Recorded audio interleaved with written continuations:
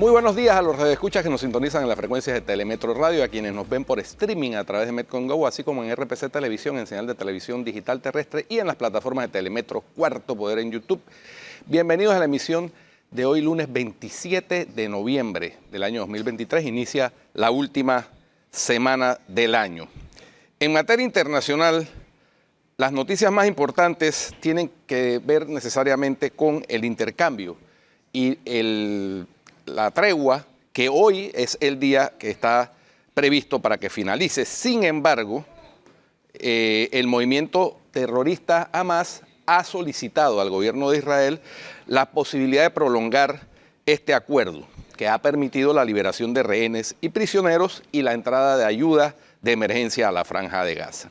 Hamas afirmó en un comunicado que busca prolongar la tregua más allá de estos 4 días, con el objetivo de aumentar el número de prisioneros liberados, como estaba previsto en el acuerdo. Una fuente cercana a Hamas expresó a los medios de comunicación que la organización ha informado a los mediadores que son partidarios de una extensión de 2 a 4 días. El acuerdo negociado por Qatar con el apoyo de Estados Unidos y Egipto y efectivo desde la madrugada del viernes prevé 4 días de tregua, el acceso a ayuda humanitaria a Gaza, la liberación de 50 rehenes de los más de 200 retenidos en Gaza y la excarcelación de 150 presos palestinos en prisiones israelíes. Desde el viernes 39, rehenes israelíes y 117 presos palestinos fueron liberados en virtud de este acuerdo. Otros 24 rehenes, mayoritariamente tailandeses que trabajaban en Israel, fueron liberados de igual manera. Bueno, ojalá se pueda extender esta tregua y ojalá fuera una tregua permanente. En otro tema, el buque petrolero motonave Central Park, secuestrado cuando navegaba en aguas del Mar Rojo cerca de Adén, Yemen, fue liberado por la Marina estadounidense, que capturó a los 5 piratas del mar que intentaban tomar el navío. Informó esta madrugada en un comunicado el Comando Central del Ejército de los Estados Unidos.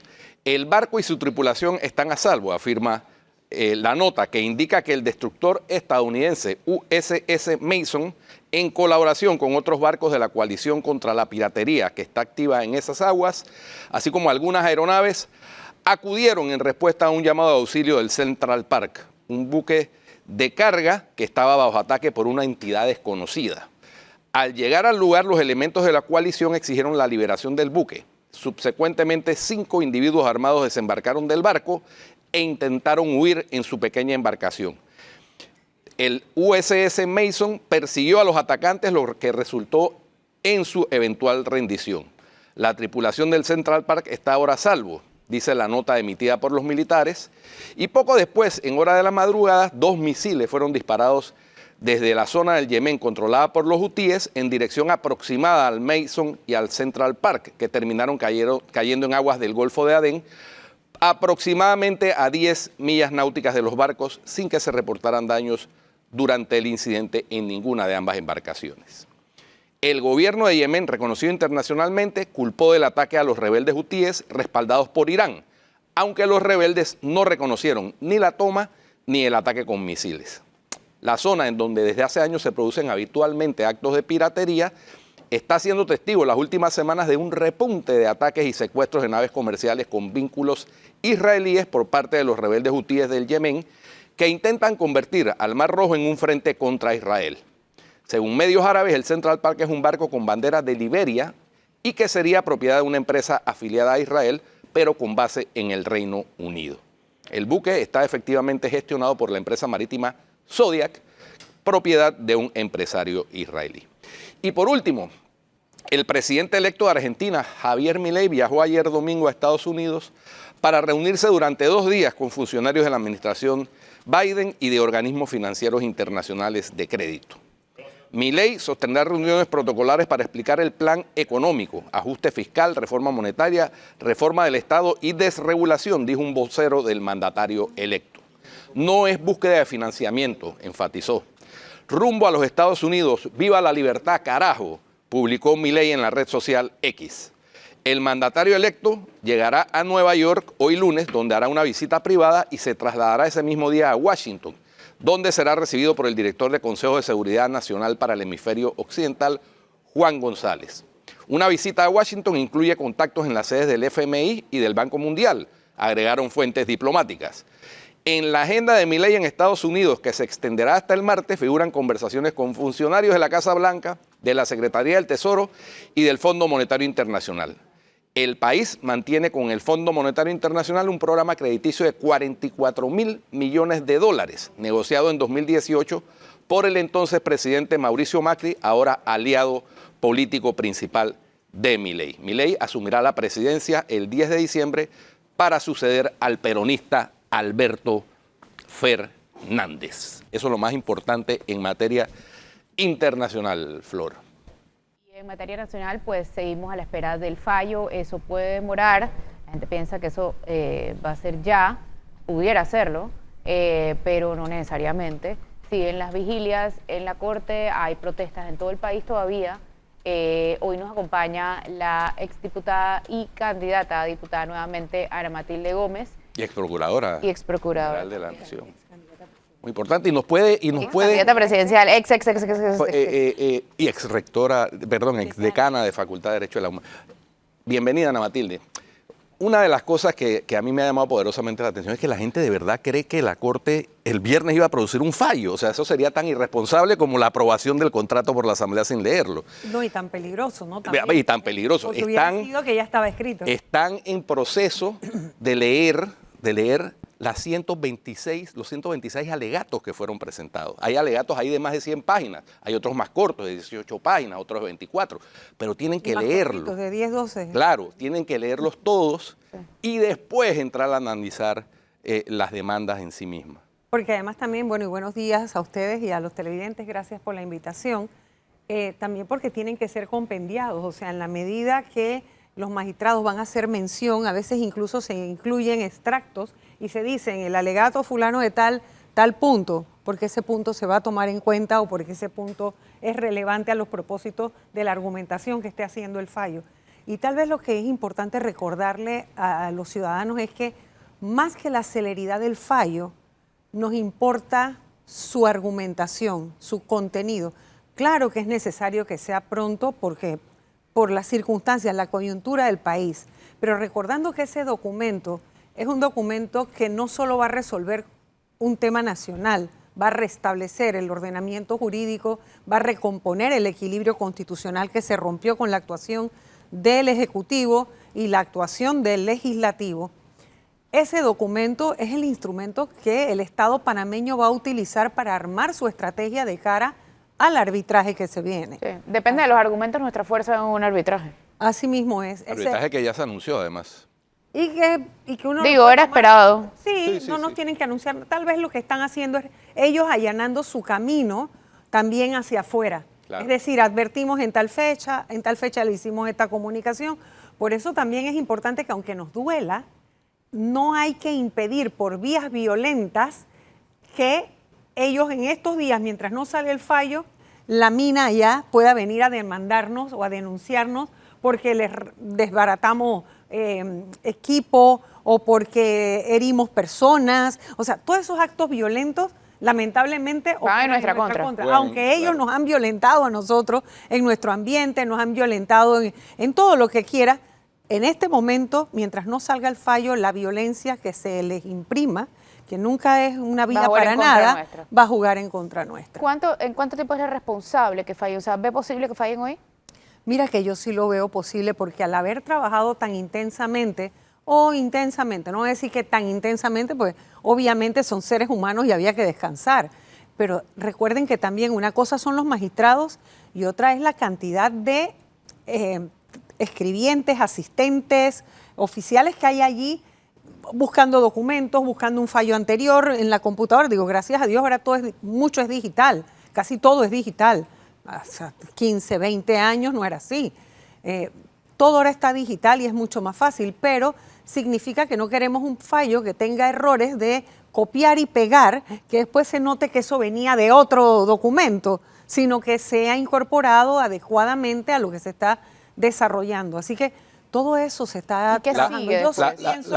La posibilidad, Ana Matilde. Yo sí pienso que ¿qué? ¿Qué puede ser, qué podría ser al final del día de hoy? La posibilidad de que Bueno, es mi esperanza Sí, también, ¿no? A lo mejor me allá vale. voy. La posibilidad de que antes de emitir el propio fallo escrito, se anuncie el sentido del fallo, como ha sucedido, por ejemplo, ya es usual que suceda en casos de alto perfil en materia del sistema penal acusatorio, que se anuncia el sentido del fallo y 3 o 4 días después que hay una revisión de estilo, etcétera, etcétera, se da a conocer la sentencia. Básicamente sería, anuncien, por ejemplo, es constitucional o es inconstitucional, después le decimos los argumentos. ¿Esa posibilidad existe en la realidad? Sí, bueno, eso no es la primera vez, como tú dices, no sería un hecho inusual, no sería inédito. Sin embargo, en este momento, por las expectativas altas que hay en una sociedad crispada, como estamos en medio de una crisis social y política, el fallo debería estar listo cuando se anuncie cualquiera de las vías en las que venga, de tal manera que antes de atacarlo, ¿no?, podamos leer en qué se fundamentó.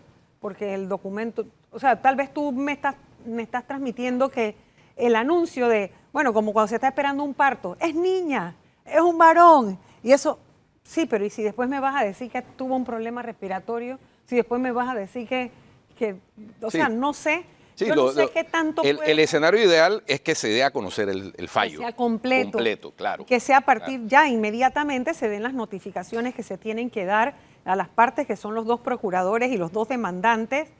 Uno pensaría que es preferible que el documento esté listo. Ahora, puede ser que en medio de la crisis, que no es solo una crisis jurídica por el tema de haber violentado la Constitución, si es el caso, ¿verdad?, también es política, el anuncio contribuya a restablecer en algo la paz social.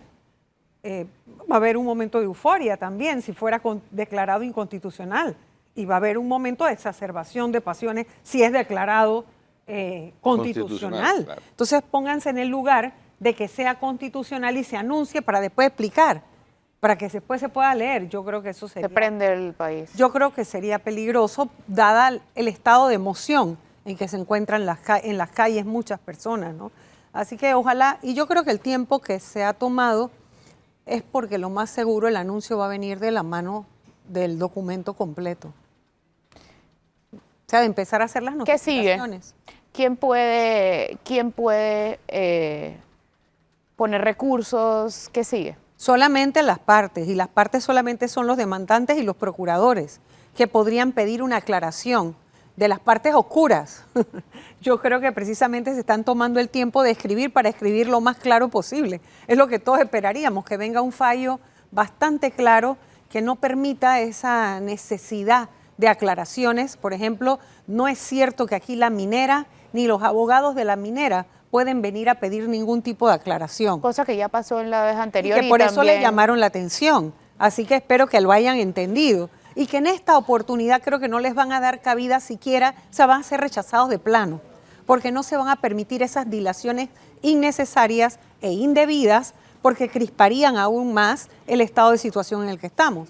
Así que yo creo que no se van a dar. Yo creo que en este caso se comprende el ambiente en el que estamos. Fíjense ustedes que aunque hay una salida jurídica, esto no deja de ser una crisis política grande en la que estamos metidos. Es que yo no sé si usted comparte la opinión de que esto no se va a arreglar con un fallo de la Corte, no importa que salga, porque es más profundo, porque solamente fue la gota que derramó el vaso el tema minero. Sí, pero pero hay que comprender que ese estado de... Hubo aquí una reacción por acumulación, eso lo entendemos perfectamente. Esa forma en que la Asamblea fue parte de ese acto del Ejecutivo de desobedecer el fallo de la Corte del 2017, reiterado en el 2021. Eso molestó a mucha gente y definitivamente fue la gota que derramó el vaso. Todos esos otros problemas que subyacen y que ahora forman parte de ese hartazgo que tienen los manifestantes, incluso los que no estamos en la calle también, de tanta corrupción, todo lo que se publica, los auxilios económicos, todo lo que se ha publicado de los distintos manejos, cómo estamos endeudados, el tema del presupuesto, que ahorita mismo se han combinado dos temas que, quiero decir con esto, todos esos temas son explosivos en sí mismos. Sin embargo, yo creo que la presión en las calles y lo comprenden todos los que están, la mayoría de los que están dirigiendo esos grupos en las calles, comprenden que los cambios son mucho más profundos que lo que estar en la calle lo puede resolver por la vía democrática. Por lo tanto, sí deben bajar las tensiones con el triunfo de la lucha popular si se reversa lo que se ha hecho a partir de un fallo de inconstitucionalidad. Estamos partiendo de la base de que lo declaren inconstitucional. Bueno, porque es la aspiración que yo tengo. Entonces claro, yo no me voy a desgastar hablando de que es constitucional Sí, porque no lo creo. Que además Ana Matilde, ahí, yo no sé, desafortunadamente sí, las redes sociales son muy útiles, sirven para informar en directo, en vivo, cosas que algunos otros medios de comunicación pues no tienen la capacidad por el costo que implica para un medio de comunicación desplazar una unidad móvil, personal, etcétera, etcétera, pero también sirven para desinformar mucho. Y entonces ha habido una desinformación masiva con este y otros temas. Entonces, por ejemplo, alguien dijo, y eso lo dijo aquí en debate abierto, que era posible que la Corte fallara una inconstitucionalidad parcial. Lo que está demandado es la ley.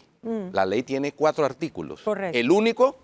El primero, que es el que ha sido demandado, incluye todo el contrato. Entonces, si se declara inconstitucional el artículo 1, se declara inconstitucional todo el contrato. Y en varios de los alegatos que he estado leyendo, por ejemplo, el del ex magistrado Jerónimo Mejía, apuntan hacia allá también, ¿no? Finalmente, el grupo conformado por la Alianza Pueblo Unido por la Vida, Suntras, maestros, etcétera, entendieron que la vía es la Corte y ya no han vuelto a mencionar lo de la derogatoria de la ley, que era cometer un error gravísimo. Sí, que era además un punto de inflexión de irracionalidad. Por supuesto, que se les trató de explicar, pero no hubo manera. Pero bueno, finalmente parece que lo entendieron. Entonces, bueno, y yo creo que no, y permíteme ahí, yo creo que no, ahora comprendo, después de haber visto el actor público que logró que se les transmitiera la información de manera correcta, es un poco del endoso de la legitimidad. También hay muchos actores públicos que han perdido credibilidad y que pues ellos endosaron la que finalmente hayan querido endosar. Sí, sí, sí. Porque se les había explicado de muchas maneras, ¿no? Sí. Pero bien, tú decías que... Lo de la inconstitucionalidad parcial, porque ese es un tema que sí, se sigue barajando. Técnicamente no es Yo posible, creo que eso fue una irresponsabilidad del señor Mezquita, un asesor presidencial, que trató de sembrar en el camino la posibilidad a lo que ellos tal vez aspiraban, y es la supervivencia del contrato al fallo de inconstitucionalidad. Y eso es totalmente imposible. Así es. Es totalmente imposible. Técnicamente, vas a decir, técnicamente imposible. Técnicamente correcto. Imposible. Sí, evidentemente, políticamente pues ya fue posible una vez, ¿no? Sí, pero técnica y jurídicamente es imposible. Sí. Bueno, vamos a un cambio y regresamos en Cuarto Poder con nuestra invitada de hoy, Ana Matilde Gómez.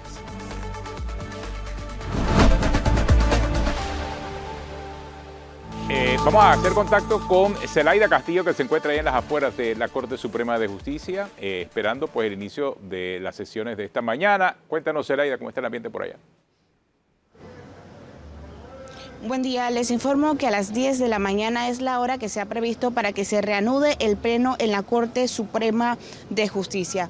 La última sesión de este domingo finalizó a las 2 de la madrugada de este lunes y tardó cerca de 16 horas. Recordemos que ellos están discutiendo los 126 argumentos presentados en las demandas de inconstitucionalidad por la Ley 406 del contrato minero. A esta hora, en los alrededores del órgano judicial, el ambiente es bastante tranquilo. Son pocas las personas que se mantienen alrededor de este punto. Muchas de ellas están descansando y esperando que se acerque la hora prevista para la instalación de esta sesión para iniciar esas manifestaciones. Incluso se esperan que vengan algunos manifestantes desde otras provincias para concentrarse en este punto, pedir la celeridad y esperar en la medida de lo posible esos tiempos necesarios para que la ciudadanía pueda conocer cuál será el fallo que va a emitir la Corte Suprema de Justicia. Esta sesión es permanente, se lleva adelante a puertas cerradas, sin embargo, constantemente se están emitiendo una serie de comunicados para que quienes estén a lo externo o a través de las redes sociales puedan conocer cómo avanza el proceso. De momento es el reporte, reiteramos, 10 de la mañana, hora prevista para que se retome el pleno en la Corte Suprema de Justicia. Bueno, gracias, Zelaida. Zelaida ahí en la parte exterior de la Corte Suprema de Justicia. Oye, la gente de Suntran no está ahí, ha estado todos estos días allí, ¿ah? Mira, con ese camión que tienen allí, planta eléctrica y todo tienen en ese camión. Mira, protesta completa. Cuesta, Sí. cosas que cuestan. Oye, vi que le contestaste a la gente de Suntran. Sí, ya. Sí. Realmente son unos irrespetuosos. O sea, Sí, no. ya cuando tú llegas a ese nivel de estar insultando, significa que ya perdiste el debate. Oye, y en el Día de la Violencia, Contra no la violencia mujer. contra la mujer. Exactamente, Es el Día de la increíble, violencia, ¿verdad? de la la no falta violencia contra la mujer. de sensatez. Y yo estoy esperando porque es que ellos De son el único respeto. grupo que apoyan a una candidata presidencial. Oye. Yo estoy esperando que la candidata presidencial se manifieste acerca de la forma misógina en que sus seguidores se expresan acerca de una dama. Por supuesto que no lo va a hacer. Obvio, entonces sí, pero si no lo hace, significa que ya está endosando todo lo que dicen sus seguidores. Así ¿ah? mismo como no se ha Claro. pronunciado de las protestas vandálicas y uno debe asumir que ella apoya eso, ¿no? Es que cuando tú no te manifiestas y lo haces explícito, significa que tú lo estás reconociendo. Entonces esperamos que así sea. Y si no, el día que la invitemos acá, porque en algún momento vamos a invitarla de Como aquí. ya la hemos invitado. Sí, claro, como la hemos invitado, le preguntaremos acerca de eso. Porque sí, es lamentable. Cuando se llega a esa etapa de insultos, significa que ya perdieron el debate. Bueno, y ayer ya la tapa del coco, pues, en las astas donde va la bandera nacional en la Corte, Sí, ellos querían poner la bandera de Suntran. querían poner la bandera de Suntran. Porque ellos quieren sustituir la bandera panameña por la bandera La naranja. bandera roja. de La bandera roja de Suntran. ¿no? Eso les parece inteligente a los miembros del Suntrax, pues eso genera repudio, para que sepan, de la mayoría. Sí, ellos juran que nadie los odia.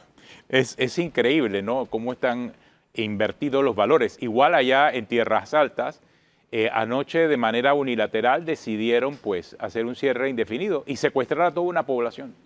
Espero que eso no traiga unas consecuencias más negativas de lo que ya han afectado a esa Es que yo no provincia. entiendo cómo Me el refiero porque gobierno ya- pudiese llegar a problemas físicos Claro. y a violencia física lo que Como está ya ocurriendo lo en Tierras vimos, Altas. ya lo vimos y no lo hemos visto solamente una vez, solamente que una vez se vio grabado. Sí. Pero es que yo no entiendo cómo el gobierno permite estas amenazas y simplemente no pasa nada, pues no se abren las vías porque la política aquí es no abrir las vías para que no se le achaque a la fuerza pública Ah, no, o y si muerto. tú criticas entonces el cierre de vías, entonces resulta que eres verde patria.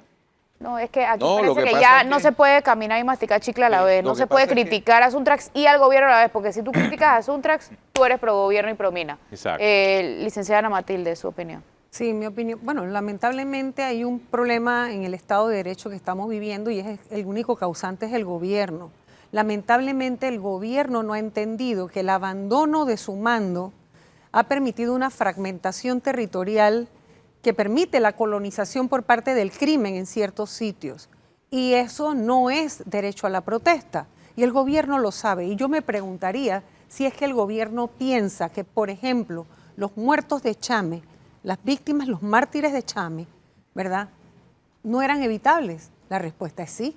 Si la policía estuviera allí, como ellos dicen, ahora meros espectadores, porque esa es la orden que han recibido, si ellos ven a un ciudadano bajarse de un automóvil empuñando un arma, o una vez que está en la calle se mete la mano al bolsillo y saca un arma, ese era el momento de detenerlo. Ahí tenían que haber entrado los policías que estuvieran en el área para detenerlo y se hubiera podido evitar esas muertes. Ese abandono del mando, que además es una omisión de los deberes terrible, terrible, está permitiendo que cada vez se expanda más la anarquía. Y es un deber del gobierno porque para eso se quiere ser presidente. Uno se pregunta, bueno, ustedes recordarán, yo competí con Nito Cortizo y otros candidatos allí, en su momento la única mujer que aspirábamos a ser presidente. Yo me pregunto, ¿para qué una persona quiere llegar a ser presidente? Para que en el momento en que se pone complicada las cosas, tú te vas a tirar pecho a tierra. Eso no puede ser. El mando no es para cuando todo está bien y salir a cortar cinta e ir a eventos internacionales. Eso no es. Es la capacidad que tú puedes tener, primero para que las cosas no lleguen a donde están, pero si llegaron a donde están, tomar las acciones que Pero la eso también transmite Constitución- una decadencia de la clase política, licenciada. En general, pero es que estamos viviendo el resultado de esa decadencia por la colusión de los órganos del Estado. Porque si la Asamblea, los diputados, los 45 que votaron a favor, hubieran cumplido con su deber como diputados del balance de que lo que había negociado el Ejecutivo, que es su facultad constitucional, tú negociaste, perfecto, quita el contrato. Pero cuando tenemos diputados que han dicho, no lo leí, me llevaron a la presidencia y me convencieron. Oye, eso es una vergüenza. Eso te demuestra que ahí hay una persona que es un bulto político, que además han demostrado los bultos que son ahora en la crisis. O los que ni siquiera votaron, por Los que no protestando, no fueron. Bueno, y los que no fueron, que también es Eso es una irresponsabilidad. Porque también tenías el deber de haberlo leído y manifestarte. Pero imagínese usted si no son bultos de $7,000, cuando no pueden ser los interlocutores ahora siquiera en la crisis. No hay un solo diputado que haya podido ir a mediar con supuestamente la gente que votó por ellos. Yo solo veo al alcalde de Tierras Altas que está presente.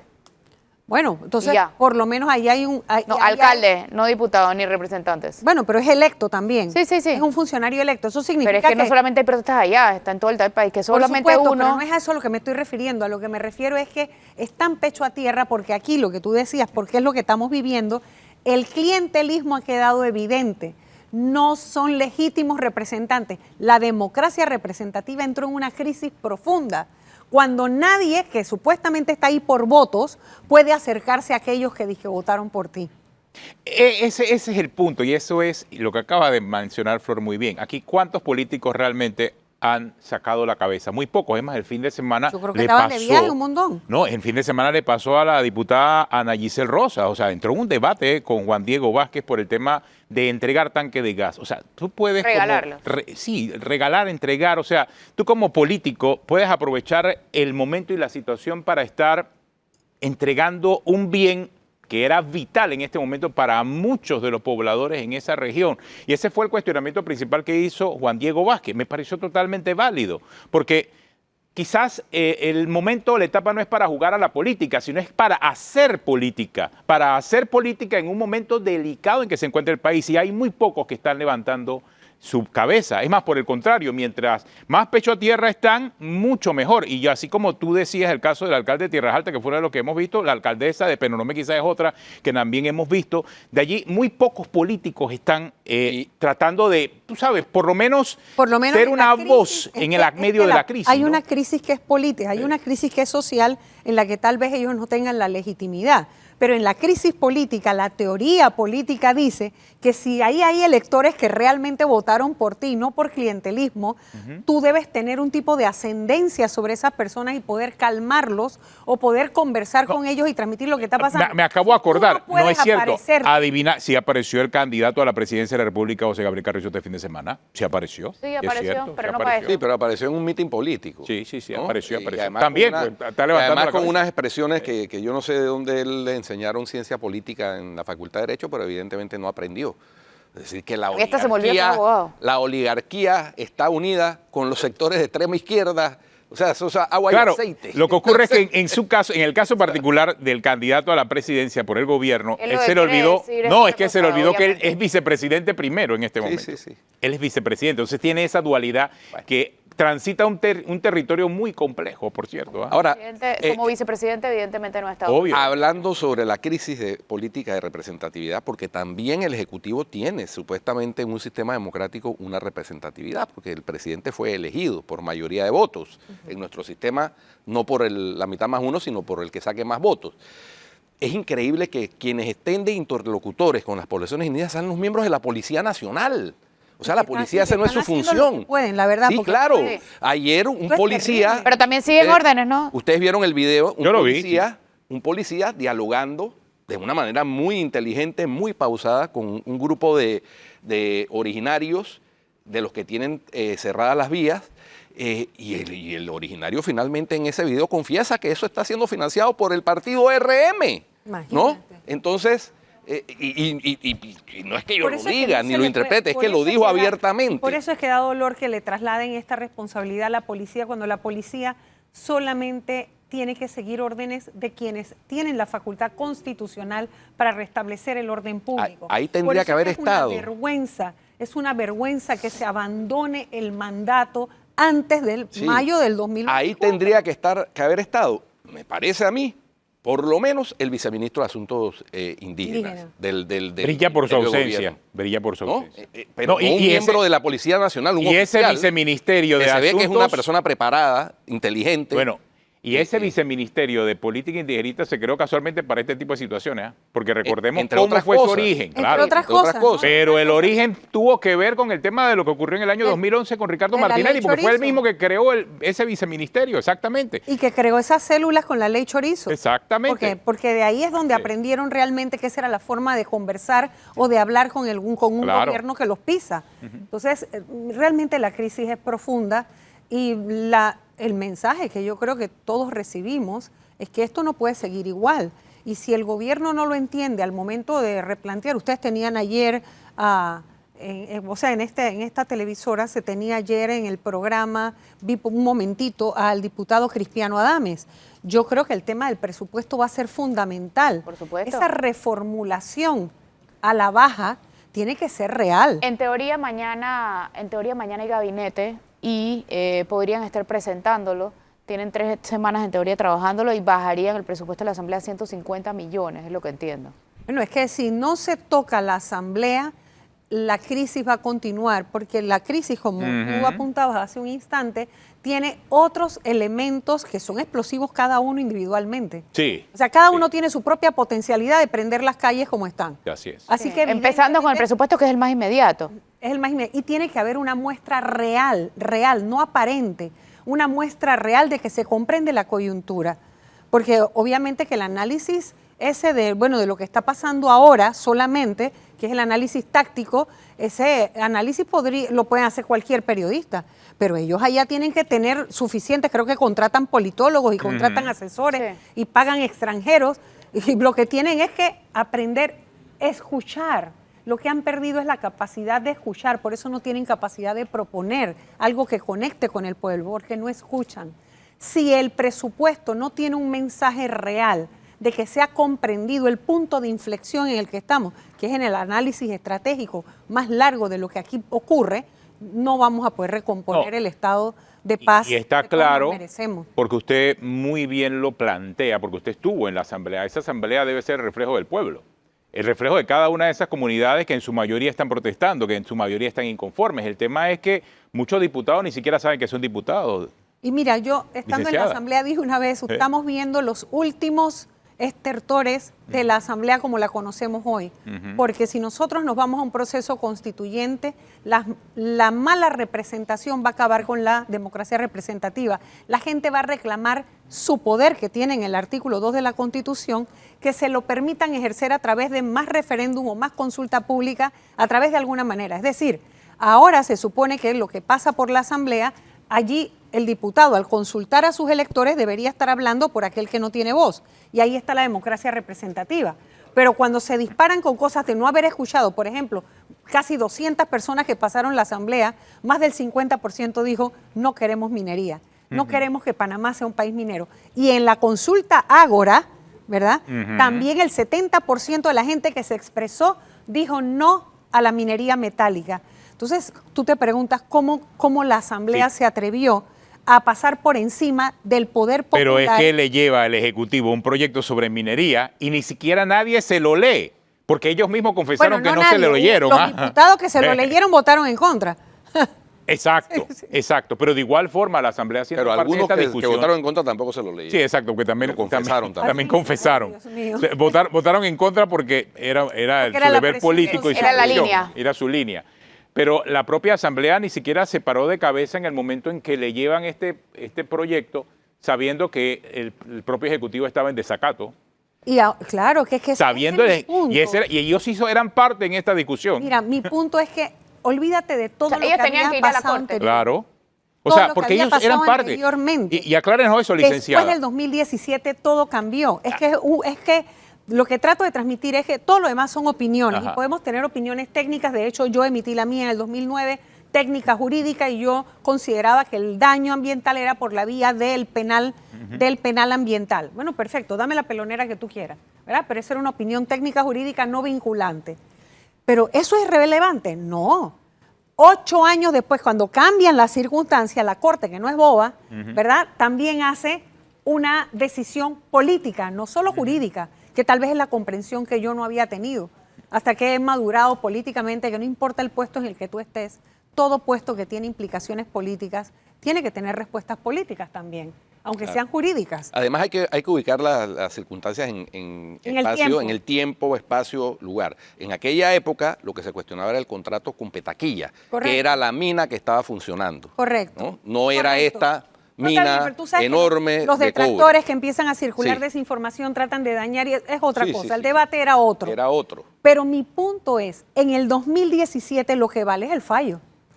En el Estado de Derecho lo que vale es el fallo, no lo que opinó la gente.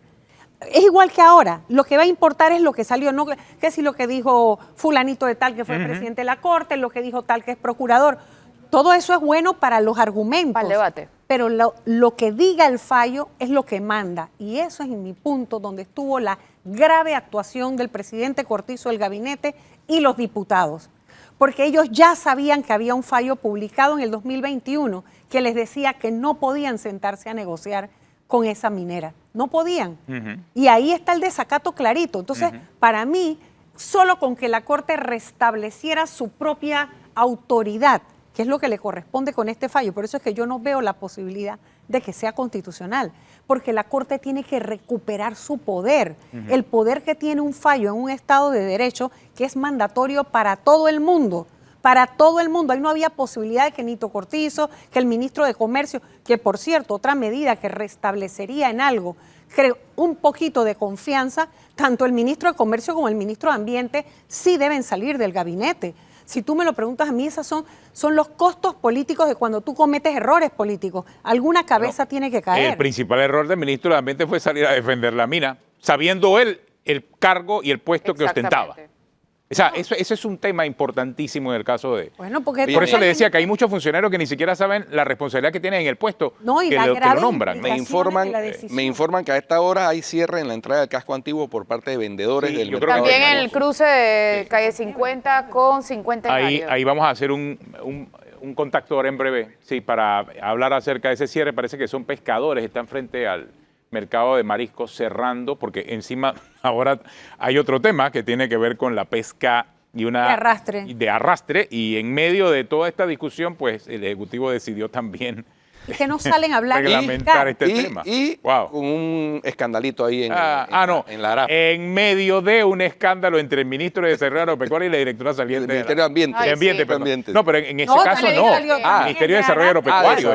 Sí, fue el Ministerio, fue el ministro discutiendo con la directora de la ARAP. El presidente de la Junta Directiva de la ARAP. Exactamente. Sí. O sea, imagínate, no es que le hacen falta escándalo y aparece este también, y ahora tiene a muchos pescadores en protesta y en alerta ahora mismo. Que son los primeros a los que habría que haber leído a explicar por qué las decisiones. Pero es que yo no sé la torpeza política para actuar, que es evidente. ¿Pero es incapacidad? Bueno, en algo sí. Yo pienso que sí. O sea, lo que pasa es que está disfrazada de arrogancia. Arrogancia, obstinación. Siempre que hay corrupción, el funcionario se torna prepotente porque de alguna manera tiene que disfrazar su incompetencia. Eso está requete estudiado. Así que obviamente se combinan ambas cosas. Incapacidad con, además, falta de capital político. Cuando a ti nadie te cree, no importa lo que tú salgas a decir. Y desde el año 2002... está vigente. Pero tienes que salir a decirlo. Claro. El problema es que ellos abandonaron. Es que tienes que salir a decirlo, pero haciendo. Sí. Ese es el punto. Y tienes que salir, porque te toca hasta el último día salir y hablar, aunque la gente no te crea. Tienes que salir a hablar, porque es tu deber salir a explicar, porque para eso fuiste a las elecciones y para eso ganaste. No, y ahí estamos viendo a muchos políticos que están tratando de pescar en río revuelto, utilizando a la gente de Suntrack en medio de esta discusión. Porque como no les gusta dar explicaciones, porque como están metidos hasta aquí en una cantidad de problemas y no quieren dar la cara, entonces utilizan a mucha gente de Suntrack para difamar a los periodistas que históricamente siempre le hemos señalado todos sus errores, porque esa es la historia de los políticos siempre. Esa es la historia de los políticos. Desde el año 2002, además, está vigente en la Ley de Transparencia las formas de participación ciudadana para la toma de decisiones políticas que afecten a las comunidades y a los ciudadanos. Y en la Ley de Descentralización también hay una modalidad de participación ciudadana. Entonces, los políticos por arrogancia, sí, claro. En la Carta Interamericana, también, por el amor de Dios. Por arrogancia, por ineptitud, por una mezcla de factores, deciden desatender esas normativas vigentes y ahí están las consecuencias. Y siempre dicen que es que uno quiere cogobernar, pero no se trata de eso. Es que la democracia participativa consiste en eso, no solamente en que le dimos el voto una vez cada 5 años a alguien para que nos represente y nos desentendemos. No, así no funciona la democracia. Y por eso tenemos el problema que tenemos. Gobernar es cuando lo ven que vas en contra, porque si es a favor, te agradecen el aplauso. Es apoyo y asesoría. Sí. Apoyo y asesoría. Es- Oye, tenemos una pausa. Regresamos ya en Cuarto Poder. Gracias, licenciada, por acompañarnos. aquí. Gracias a gracias. ustedes.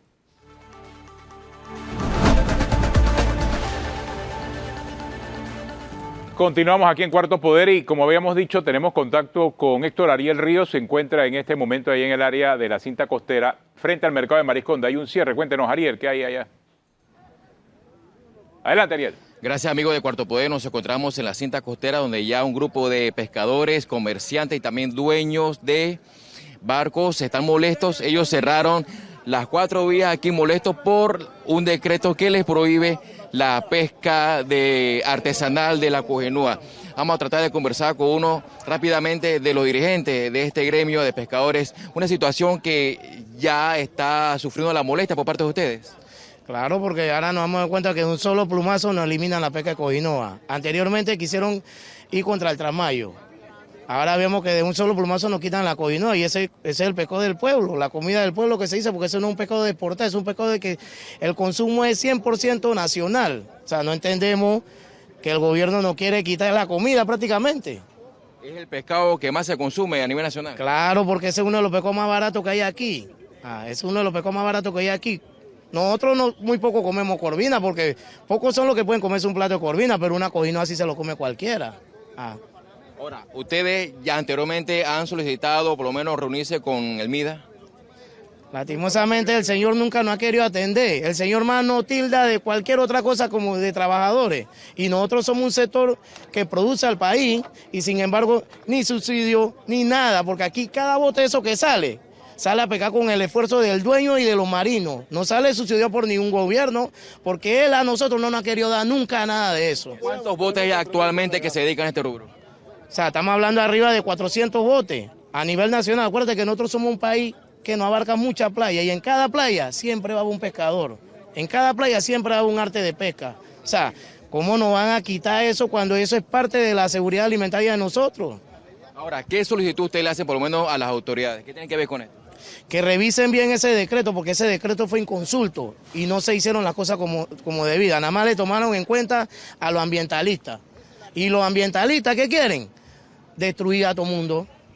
Palabra de uno de los dirigentes que se encuentran aquí reunidos también con parte de los pescadores. Ellos también son comerciantes de aquí, del mercado del marisco. Ellos con pancartas en manos, cerrados en las 4 vías, molestos por esta situación de un decreto que les quiere prohibir la pesca de uno de los pescados que más se consume pues a nivel nacional, que es la coginúa. Ya anteriormente han hecho 3 solicitudes para conversar también con el ministro de Desarrollo Agropecuario, pero ha sido infructuosa. Ellos se van a mantener aquí por más tiempo. Muy cerca se encuentra la policía también haciendo algunos desvíos para que los conductores no ingresen para esta área de la cinta costera 3, para evitar también incidentes o que ocasione a un tipo de tranque. Ellos son enviados hacia el área de la Avenida B. Por supuesto, vamos a permanecer aquí por un rato más a ver qué sucede y a ver si hay por lo menos alguna negociación por parte de las autoridades que tienen que ver con este rubro del marisco. Retomamos con usted allá en Cuarto Poder. Gracias, Héctor Ariel Ríos, allá en esta área de la cinta costera. Bueno, este no tiene que ver con minería, esto tiene que ver es con El otro escandalito nuevo. otro escándalo que tiene que ver con la pesca de arrastre, que tengo entendido que la ley como estaba fue cambiada también por presiones de grupos ambientalistas, por lo menos esa es la impresión que tengo de parte de muchos pescadores y lo que estaba diciendo el señor puntualmente allí, el hecho de haberle de la noche a la mañana suspendido a los pescadores artesanales la pesca de la coginóa, entendiendo que es un pescado, un pescado barato y a la vez también de buen sabor, que es lo que ellos están reclamando, porque lo que dicen es que no todo el mundo puede pagarse la corvina, pero sí se puede pagar la coginóa y el sabor es bueno y es un pescado pues a un buen costo. Entonces ahora se amanecen con el tema de que no pueden pescarla por los temas de las prohibiciones con la pesca de arrastre. Sí se complica y de verdad me preocupa la manera en que muchos de estos temas se están haciendo mucho más complejos ahora. Y eso que todavía no hemos entrado en la etapa de los jubilados y pensionados, que ya advirtieron desde la semana pasada, Guido y Flor, que tienen que encontrar algún tipo de respuesta por parte del gobierno a los ajustes a 120.000 jubilados. Entonces, no tienes aquí responsables de política actuando ni trabajando con ninguna de estas organizaciones. Y lo preocupante, como planteó Guido más temprano, es que ahora vemos es a la policía en un rol mediador. Y no hemos visto un video, hemos visto muchos videos a la policía actuando en rol mediador político, sin ser ellos el componente político de muchas de esas comunidades. Ya los decíamos, ¿dónde están los alcaldes? Sí. ¿Dónde están los representantes de corregimiento? O sea, que son en todo caso los llamados en esas comunidades a ser de ese consorte político de la autoridad policial, pero no es bueno que el policía esté en medio de una discusión política. Por el tema de que la mediación política no le corresponde a la policía. A la policía le correspondería otro tipo de situación de mediación, por ejemplo, en caso de rehenes, donde que se asalten un banco y tomen rehenes. Ahí sí hay la intervención de mediadores de la policía especializados para ver ese tipo de situaciones. Pero en ningún cierre. Pero no un cierre por motivos políticos y sociales. Eso le corresponde a las autoridades del Ejecutivo. O a las autoridades locales. En ningún cierre se ha visto la presencia de las autoridades políticas. Es más, se ve la ausencia de la autoridad política puntualmente. Y eso sí es muy preocupante porque dice mucho acerca de lo que va a pasar en unos 5 meses, que son las elecciones. Entonces, si no hay esa representatividad política de esa autoridad, ¿de qué estamos hablando? ¿Dónde están los diputados y dónde están los representantes de corregimiento? Que en todo caso pudiesen, dentro de esas, cada una de esas distintas circunscripciones, corregimientos, distritos, ejercer ese poder. No lo están ejerciendo y eso sí es peligroso en esta situación. Y más todavía porque muchos de ellos aspiran a reelegirse en sus posiciones, muchos de ellos aspiran a regresar a la Asamblea y no lo están haciendo. Entonces, hay un vacío de poder no solamente a nivel nacional, sino también a nivel local. ¿Qué será? ¿Miedo de que si llegan los linchan a ellos también? Es que no hay consenso. Muchos de estos alcaldes, muchos de estos representantes llegan a esas posiciones no necesariamente con estructuras políticas propias, porque, digo, parece una lección de política 1.0, pero todo político que se respete debe tener algún tipo de estructura. Entonces depende mucho de la estructura, muchos de estos representantes, a veces de los diputados, y a veces incluso del propio partido, pero no es que ellos tienen una estructura propia, porque si la tuvieran, muchos estarían conversando directamente. Claro. Entonces no tienen esa conexión con sus electores. Claro que no, claro, están desconectados completamente de esa realidad. Pero es, entre otras cosas, por la perversión de la política por el sistema clientelista. Exactamente. Eso, ahí están las consecuencias. Precisamente, si uno de esos políticos se aproxima a su comunidad donde están cerrando, ¿cuál creen ustedes que sería la reacción de la gente? No los echa, ¿no? Pero echarlos, por supuesto, echarlos, claro. Declararlos no gratos en el área, insultarlos, etcétera. ¿Por qué? Es lo que tienen que preguntarse esos políticos, esos diputados, esos representantes, esos alcaldes. ¿Por qué? Porque en la política se gana con votos. Y cuando tú ganas por votos, tienes contactos, tienes gente, tienes conexiones. Pero muchos de ellos, y en algunos casos algunos diputados que se han reelegido por mucho tiempo, perdieron ese contacto con la comunidad hace mucho. Lo perdieron y son quizás, es quizás el partido el que ha ocupado esa posición, pero cuando hablamos del partido no nos referimos al partido nacional, sino que comienzan a aparecer posiciones que simple y sencillamente se vuelven como una especie de casa de quejas y de resolución de problemas, pero no necesariamente de contacto con la comunidad. Entonces el clientelismo, estamos viviendo las consecuencias de ese clientelismo mal entendido. Ahí está. O sea, los votos no es que se compran, los votos se ganan.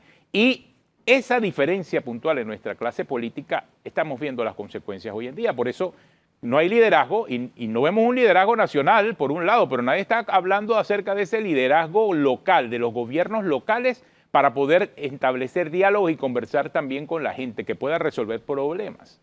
No existe. Están completamente desconectados de esa realidad y la consecuencia la vemos en esta cantidad de cierres. Y no me digan ahora sí, lo que ocurre es que se trata de grupos de izquierda radicales. Toda esa gente vive en esas comunidades. Que no estamos hablando de gente que se ha traído de afuera. La mayoría de esa gente vive en las comunidades. Y muy bien en los gobiernos locales pudiesen hacer frente a muchos de esos problemas. Que no lo están haciendo. Yo entendería si por una estrategia política es parte de, pero triste realidad. No, que no hay estrategia. No, primero que no hay estrategia y segundo que en la mayoría de todas esas comunidades adivinan quiénes son los gobiernos locales, son del PRD, son los del PRD.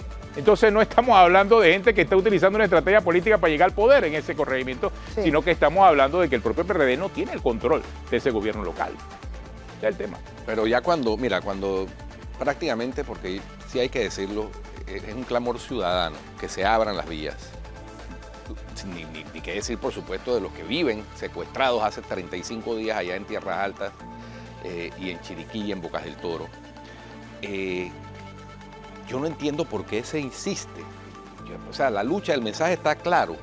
Se fue entendido, digámoslo así, a duras penas, a la fuerza, por presión, pero fue entendido. Y estamos a la espera de la decisión de la Corte Suprema de Justicia. Entonces, insisto, no nos hagamos daño entre panameños. Fíjate tú que el señor Toribio García autorizó que se fueran los conductores de mulas, los muleros del Salvador, a una petición que hizo el presidente Nayib Bukele. Pero a los panameños los seguimos perjudicando. O sea, eso para mí es incomprensible. Totalmente. Eso es incomprensible. Y da hasta risa. No, hombre, no, por favor. Eso sí es antipatriótico. Eso es antipatriótico. vendepatria. Eso es totalmente Eso sí vendepatria. es ser vendepatria. Pero ellos dicen que perjudicar no. a los nacionales panameños. No. Porque sí, pues. Y todavía lo anuncian. No. Y no es que estamos en contra de que no debiese darse una solución, Pues pero una solución diplomática al asunto. No es porque Bukele en El Salvador dice que liberen la carretera y se la liberaron nada más a los salvadoreños. Sí. O sea, eso no tiene ningún tipo de sentido. Esto se ha salido de toda proporción. Aquí ya no hay Totalmente. sentido común, no hay racionalidad, no hay nada. Bueno. Pero bueno. Terminamos. Se nos acabó el tiempo. Mañana no tendremos Cuarto Poder. Mañana es 28 de noviembre, celebración de la independencia de Panamá de España. Desafortunadamente no habrá desfiles patrios tampoco en Se fue todo noviembre. en la Oye, provincia de ya no hay- Panamá. ya no hay Y otro. no fue a Estados Unidos y que porque iba a los desfiles y chanan igual. Bueno. Y no creo que lo den para diciembre. Y las cornetas Ni y los tam- desfiles ni la visita. y las cornetas y tambores no iban a hacer que se aliviara la crisis. Así que bueno, si usted sigue en Telemetro Radio, siga con el brunch y en RPC Televisión la retransmisión de Calle 7. Hasta el miércoles.